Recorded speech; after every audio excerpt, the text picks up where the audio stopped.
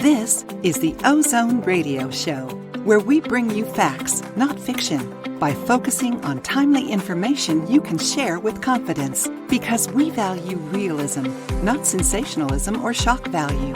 So join us now for ideas and information you can use right away.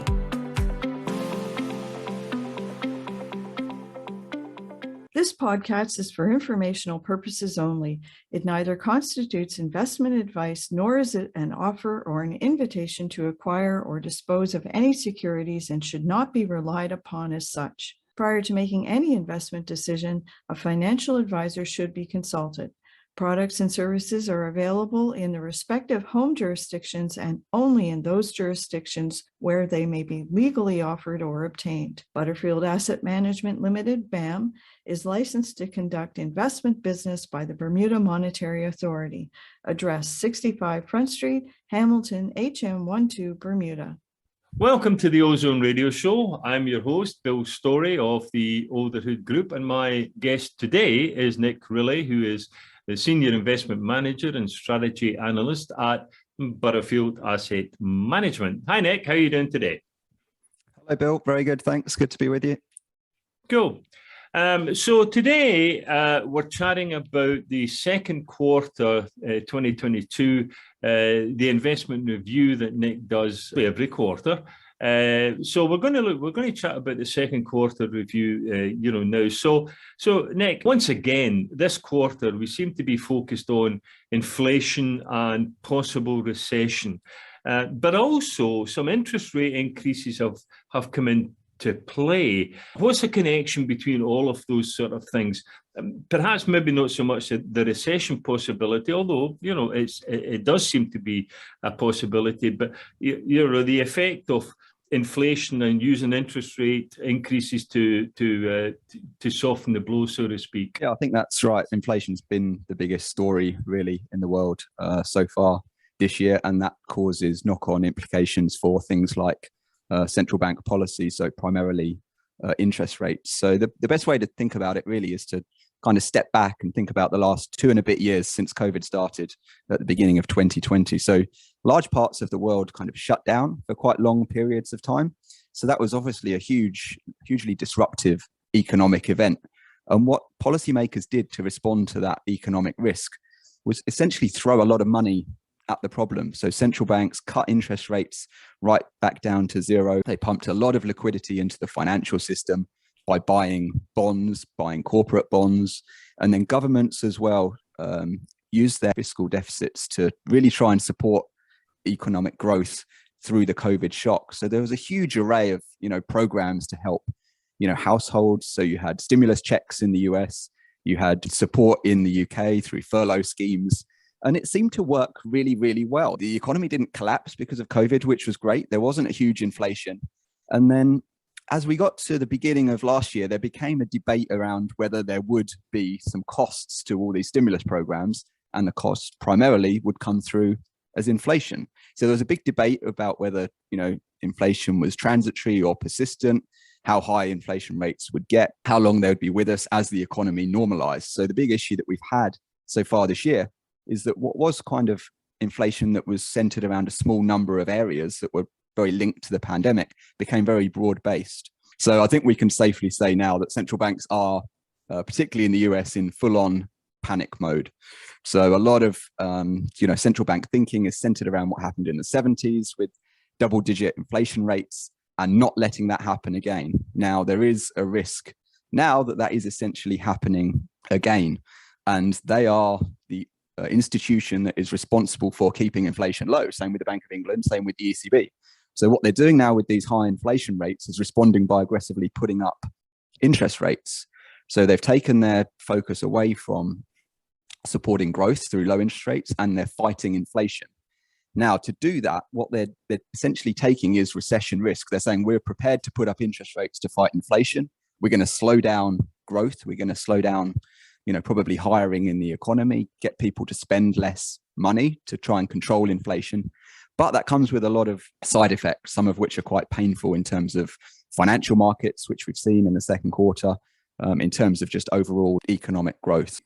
Tell us a little bit about I would call it the impact of inflation, but how the interconnection between inflation and things such as like food shortages and obviously gas prices. Now we understand that, gas prices and inflation are pretty much in the same arena. But we're now beginning to see some food shortages, around the world, and the energy costs, etc. Are they all connected to inflation per se, or are they? I mean, inflation is a factor, of course, but are there other elements coming into play that's causing things like, as I say, food shortages, etc.? Yeah, so an important consideration here is the Russia-Ukraine war. So essentially coming into this year, inflation was quite high, but it wasn't by any means kind of, out of control, or it was, people were worried about it, but it wasn't a really serious worry. The consensus was, as these supply chains fix themselves, as the world moves on from COVID, inflation would come down. But then we got the Russia-Ukraine shock in kind of February. And that was very important because of the extent of exports from Russia around energy and from Ukraine around agricultural goods. So what happened is that the commodity markets priced in this big risk premium around commodities. So when inflation was already elevated, what we got was a commodity price shock. So it kind of came at the worst possible time. We had goods inflation from shortages from COVID.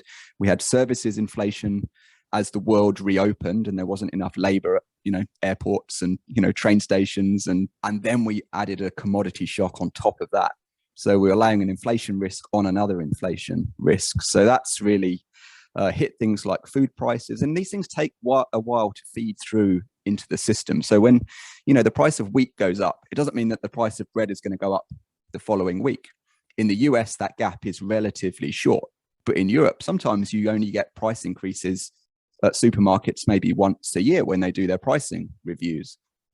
So these things take time to feed through the system. There's a saying in economics about, long and variable lags in monetary policy. There are also, variable lags with things like inflationary shocks. It takes companies time to figure out, what should we be doing with our prices? Well, it depends, how long these higher input costs are with us. So it's just taken time for all these inflationary pressures to build and feed into the system.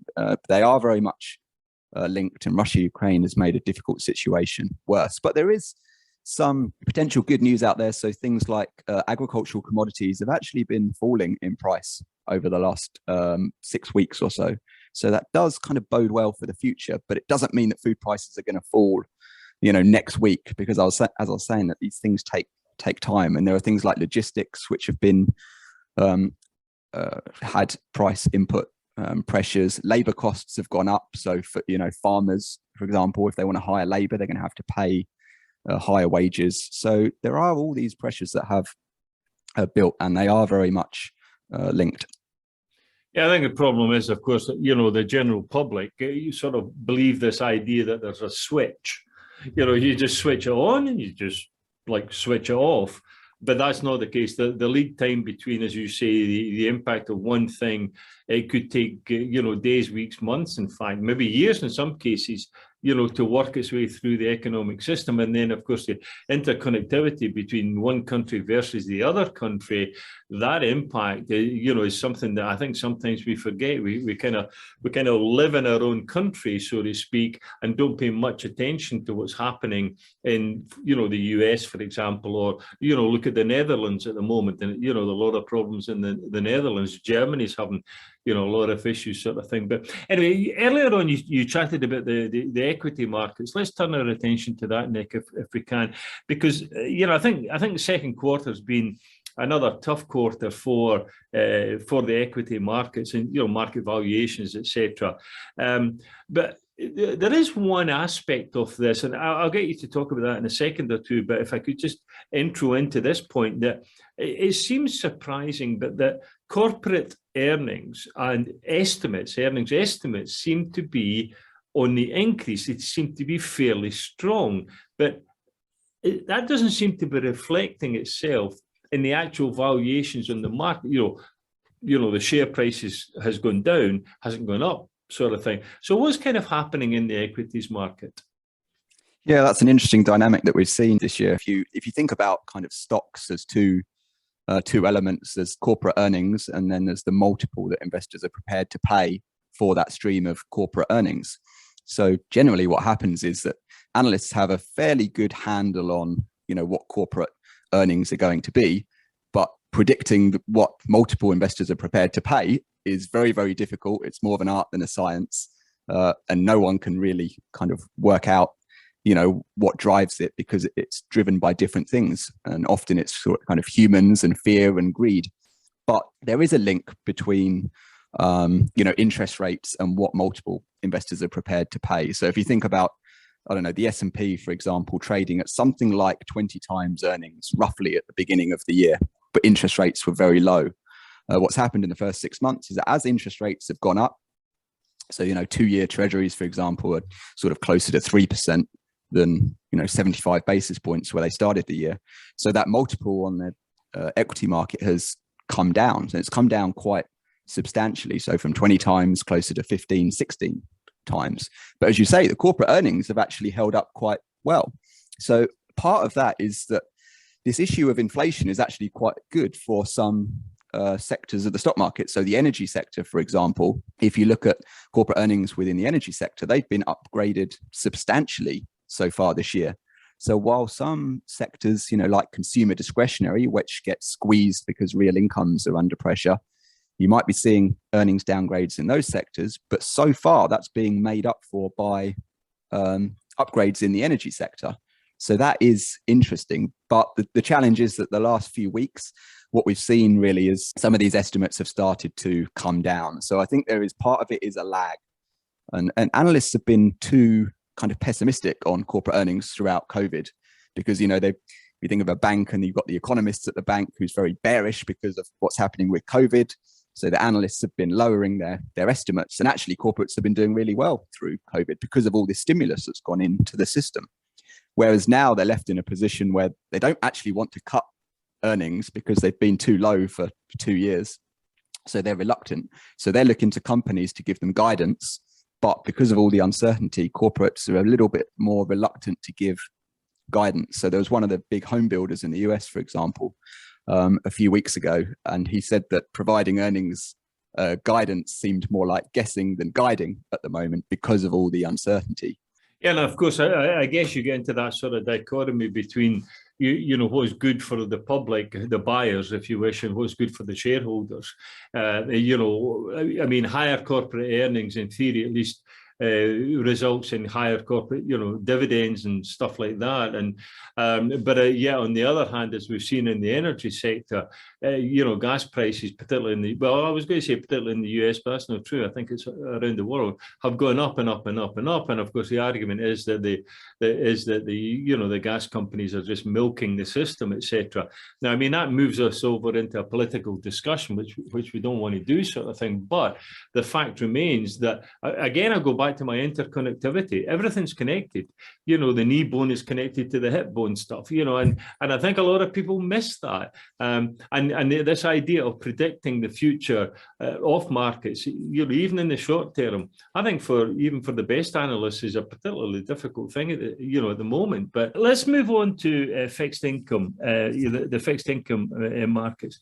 Would it be fair to say that the fixed income markets in this second quarter have been under some difficulty, some strain, perhaps it would be the better word?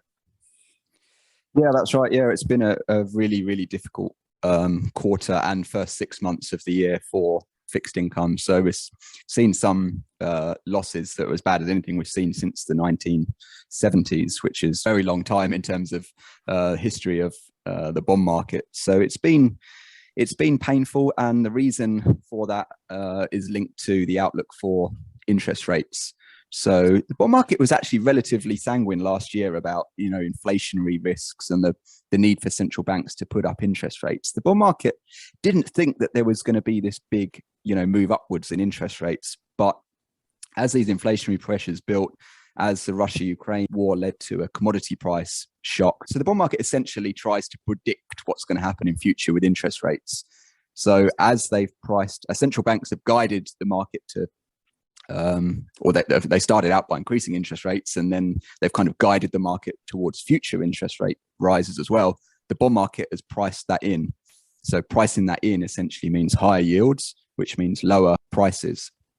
So that's taken its toll on even kind of quote unquote risk-free bonds. So treasuries in the US, gilts in the UK, and they've had losses. And then you've got corporate credit as well. So that's obviously exposed to kind of corporate default risk. So we haven't seen huge defaults, but the market always looks forward and it prices in a higher probability of defaults, especially in more speculative grade, like high yield corporate bonds, for example.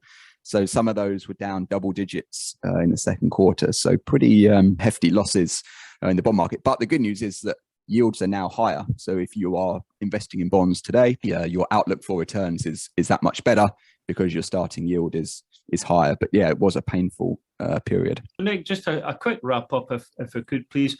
What changes, if any, are you seeing at the sort of the regional and maybe the sector type level, or perhaps even on a country basis? What kind of changes are taking place at the moment?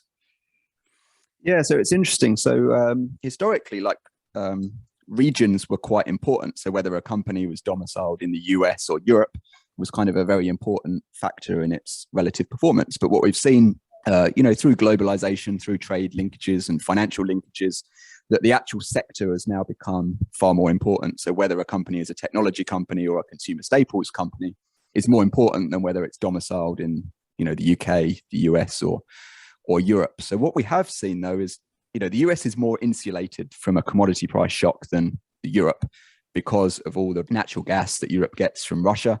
The US has more of a balanced budget in terms of its energy consumption. So that's been good for the US in terms of the US dollar, but it hasn't really translated to equities. And the reason for that is that there's a lot of technology companies in the US, and the tech sector's struggled a lot. The tech sector's done very well for a decade, really, and especially through the COVID crisis. A lot of these tech companies were beneficiaries of COVID. So we've seen some of those parts of the market that had done well struggle this year. And some of the more defensive sectors, things like healthcare, staples, utilities have done better. And energy has actually done well as well, which is not surprising given the earnings upgrades I mentioned earlier. Well, many thanks again, Nick. And you've been listening to Nick Rilley, Senior Investment Manager at Butterfield Asset Management. I'm Bill Storie of the Olderhood Group, and we'll catch you again. Thanks, Nick. Thanks, Bill.